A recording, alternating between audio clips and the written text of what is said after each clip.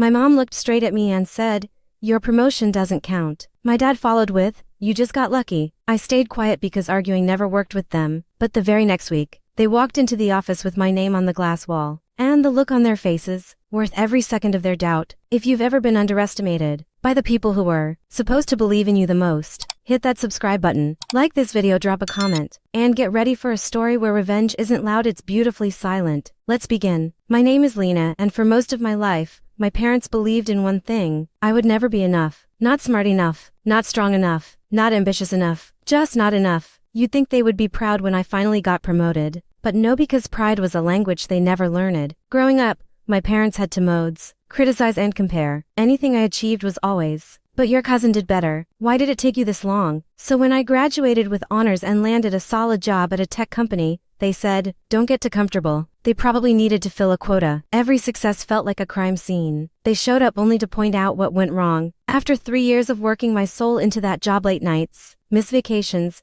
endless problem solving, I finally did it. I was promoted to director of operations. A real office, a real team, real responsibility, and a salary that didn't just open doors, it changed my life. I was excited, nervous, proud, all of it. So that evening, I went to my parents' house, hoping stupidly that maybe this time, just this once, they'd say something nice. I told them softly, trying not to sound like I was bragging, "Mom, Dad, I got promoted today." My mom didn't even look up from her phone. "It doesn't count," she said casually. "Titles don't mean anything nowadays." My dad snorted, "You got lucky. Companies promote anyone these days." I felt the words hit me physically like a punch to the chest I didn't see coming. My throat tightened, but I swallowed everything down like I'd learned to. I didn't argue. I didn't defend myself. I just said nothing, because I knew the pattern. The more I talked, the smaller they made me feel. So I simply left their house, drove home, and sat in my car for 10 full minutes, gripping the steering wheel until my fingers shook. A week later, my company was hosting a special employee family open house, a chance for families to see where you work: the labs, the innovation rooms, the executive offices. My parents found out about it from my aunt, because of course they did, and showed up at my door with forced enthusiasm. "Why didn't you tell us?" my mom demanded. "We'd love to see where you work,"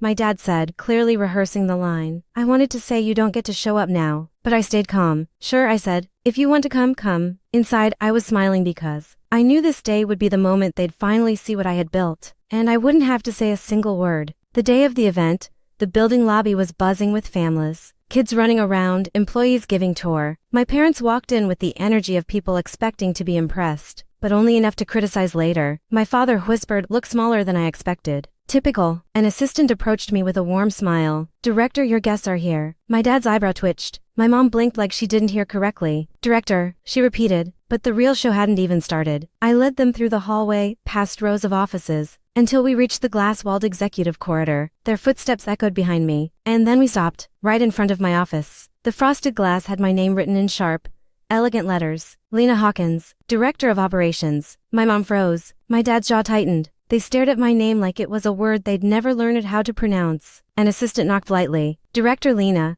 the CEO is looking for your input on the presentation flow. Should I let him know you'll join after your family tour?" My mom's mouth literally fell open. I turned back to them and smiled politely. "This is my office, come in." Inside, it was spacious, modern, with a private meeting table, huge screen, and floor-to-ceiling windows overlooking the city. My dad whispered, "This is yours?" "Yes," I said simply. The simplicity was the revenge. No yelling, no bragging, no "I told you so," just letting the truth hit them like a slow-moving truck. They tried to recover. My mom chuckled nervously. "Well, I mean, Director of Operations isn't that high up, right?" I quietly tapped my badge onto the desk reader, opening the internal dashboard. I showed them the organizational structure, and my box was one level under the CEO. My dad blinked rapidly. "You're second in command?" "Pretty much," I said, again calm, unbothered. My mom swallowed hard. "Your office is bigger than the one your cousin has." I smiled. "Well, my promotion doesn't count, remember?" They went silent, completely, utterly silent, and I savored it, because for the first time in my life, they had nothing to say. As if the universe wanted to add the cherry on top,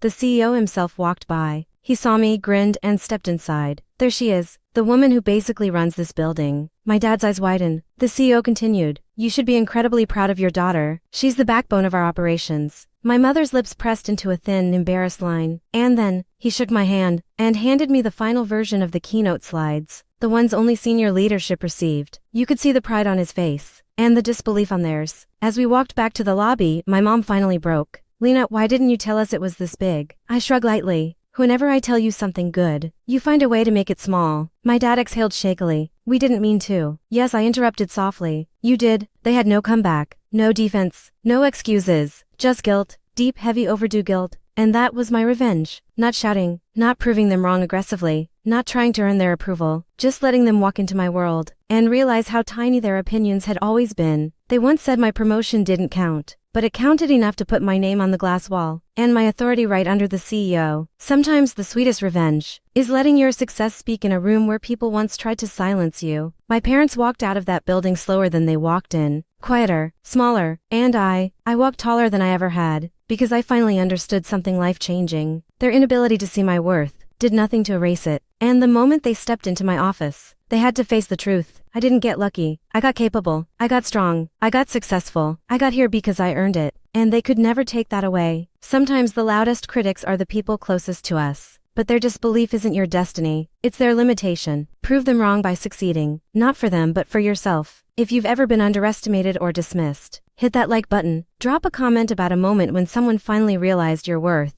And don't forget to subscribe for more stories where justice hits quietly but perfectly. See you in the next one.